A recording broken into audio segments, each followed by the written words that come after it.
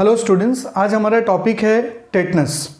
Okay, tetanus again it's a bacterial disease as it is caused by bacteria. So which bacteria is responsible to cause tetanus, or we can say pathogen, that is Clostridium tetani. Pathogens means ऐसे bacterial cell or microbes which have a tendency to cause infection. So tetanus is caused by Clostridium tetani. So Clostridium tetani is a causal organism for tetanus. ना इसकी incubation period कितनी होती है, means अगर person इसके contact में आता है, इस माइक्रोब्स के कांटेक्ट में आता है, तो कितने दिन बाद उसके बॉडी में ये इन्फेक्शन हम देख सकते हैं या तो डेवलप होता है. तो that is generally 3 to 21 days. So incubation period is 3 to 21 days. इस बीच में ये इन्फेक्शन आपके बॉडी में, पेशेंट के बॉडी में डेवलप हो सकता है. एपिडेमियोलॉजी मीन्स अब ये इन्फेक्शन स्प्रेड कैसे होता है. So first through injury, then contaminated object, ear piercing, tattooing, animal bite and unsterile cutting of umbilical cord. So ये ऐसी चीज़ें जिसके हेल्प से ये डिजीज और ये इन्फेक्शन स्प्रेड हो सकता है.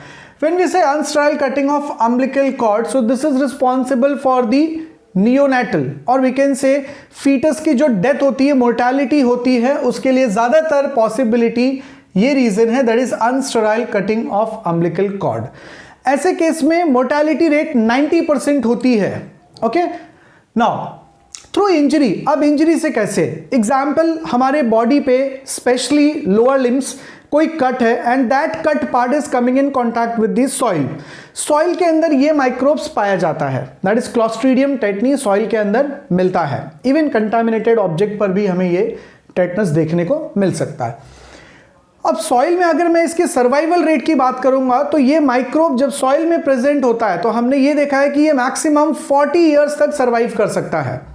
सो अगर कोई भी इंजर्ड पार्ट, कट पार्ट हमारे बॉडी का सॉइल के कांटेक्ट में आता है और अगर वो सॉइल के अंदर टेटनस प्रेजेंट है, ये माइक्रोब्स प्रेजेंट है टेटनी, सो इन्फेक्शन होने की पॉसिबिलिटी बढ़ जाती है. अब ये हमारे बॉडी में जाने के बाद करता क्या है, सबसे पहले ये टेटनी बॉडी में जाने के बाद it is going to secrete the toxic substances जिसे हम बोलते हैं tetanospasmin. See, tetanospasmin. So tetanospasmin is a kind of a toxic substances secreted by clostridium tetani जब ये हमारे बॉडी में जाता है.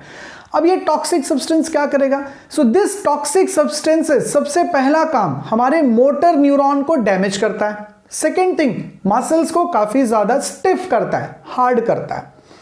जैसे जॉ के मसल्स जो हैं, देन नेक, एब्डोमिनल, ये मसल्स को ये काफी ज्यादा स्टिफ करता है, काफी ज्यादा हार्ड करता है. इसी की वजह से इस डिजीज को हम लॉक जॉ डिजीज भी कहते हैं.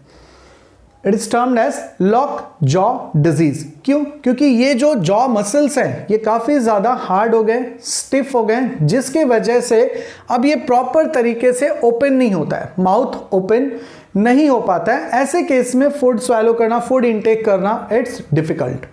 सो hence this tetanus is also called as lock jaw disease, क्योंकि ये जो मसल्स होते हैं ये काफी ज्यादा स्टिफ हो जाते हैं. इसके सिम्टम्स देखते हैं हम. फर्स्ट, रिजिड जॉ मसल्स, जो कि अभी हमने बताया, degeneration of motor neuron and also it may cause spasm और वी कैन से पैरालिसिस. सो यहां ये भी पॉसिबिलिटी है कि मसल्स काफी ज्यादा हार्ड हो जाएंगे, कंट्रैक्ट हो जाएंगे एंड पैरालिसिस भी होने की पॉसिबिलिटी होती है. ये सारे सिम्टम्स हम पेशेंट में देख सकते हैं. Stiffness of neck muscle, then abdominal, मैंने पहले बताया ये पार्ट, ये जो मसल्स है नेक में, ये काफी ज्यादा हार्ड हो जाते हैं एंड ऑल्सो एब्डोमिन के जो मसल्स होते हैं ये भी हार्ड हो जाते हैं. क्यों हार्ड हो रहे हैं? Because of the toxin that is tetanospasmin. अब जैसे ये जॉ मसल्स काफी ज्यादा हार्ड हो गया है, ओके, माउथ ओपन नहीं होगा एंड ऐसे केस में फूड को स्वेलो करना ये डिफिकल्ट हो जाता है. तो ये सारे सिम्टम्स हैं जिसके हेल्प से हम पहचान सकते हैं, आइडेंटिफाई कर सकते हैं कि person is suffering from tetanus और नॉट. Prophylaxis means prevention. अब इस डिजीज को हम कैसे प्रिवेंट कर सकते हैं? So we have a 2 thing. 1, ATS, that is anti tetanus serum, पहला. दूसरा हमारे पास है DPT vaccine. We are familiar with the DPT vaccine, हमने लास्ट क्लास में भी DPT वैक्सीन के बारे में पढ़ा था. अब ATS क्या है और एंटी टेटनस सीरम क्या है?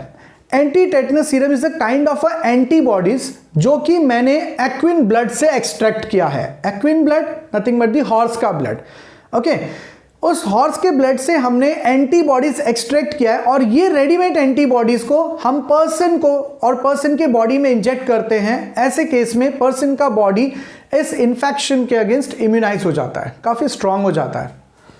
थेरेपी, प्रिवेंशन, अगर किसी टेटनस हो गया है तो हम उसे कैसे प्रिवेंट कर सकते हैं, ट्रीट कर सकते हैं, ये हमें देखना है। That is therapy means treatment. तो प्रिवेंशन हमने देख लिया, prophylaxis, treatment. So we have tetanus antitoxin, nothing but ATS. So that mean ATS को हम यूज कर सकते हैं प्रिवेंशन में एज वेल एज ट्रीटमेंट में। दोनों केस में हम ATS that is anti tetanus serum यानी कि एंटीबॉडीज को हम यूज कर सकते हैं, एक प्रिवेंट करने के लिए और दूसरा ट्रीटमेंट के लिए। Now we'll see some point for NEET. First time this disease tetanus was described by Carli and Raton. So ये पहले पर्सन हैं जिन्होंने कार्ली एंड रेटॉन फर्स्ट टाइम इस डिजीज को डिस्क्राइब किया। नियोनेटल टेटनस मैंने ऑलरेडी बताया था कि जैसे अनस्टेराइल कटिंग ऑफ अम्बिलिकल कॉर्ड, ये एक कॉज है जिसके वजह से नियोनेटल टेटनस देखा जाता है एंड ऐसे केस में डेथ होने की पॉसिबिलिटी 90% हो जाती है। Tetanus spasmin is a kind of a toxic substances produced by the tetani. ये टेटनी माइक्रोब जब बॉडी में जाता है तो ये जो टॉक्सिक सब्सटेंस प्रोड्यूस करता है उस टॉक्सिक सब्सटेंस को हम बोलते हैं tetanospasmin. It is a second most powerful toxic substance. तो पहला पावरफुल टॉक्सिक सब्सटेंस कौन प्रोड्यूस करता है और क्या है? That is botulinum toxin.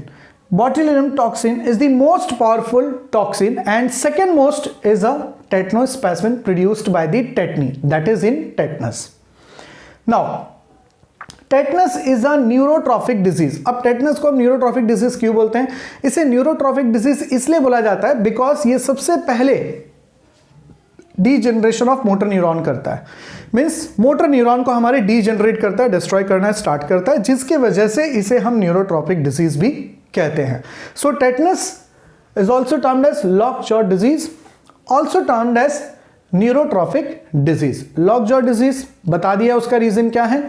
Neurotropic disease का अभी हमने देखा कि this tetanospasmin which is produced by the tetani is responsible to degenerate the motor neuron.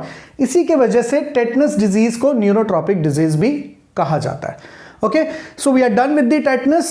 इसमें कोई भी डाउट है आप कमेंट सेक्शन में आप कमेंट कर सकते हो। Okay, thanks, bye.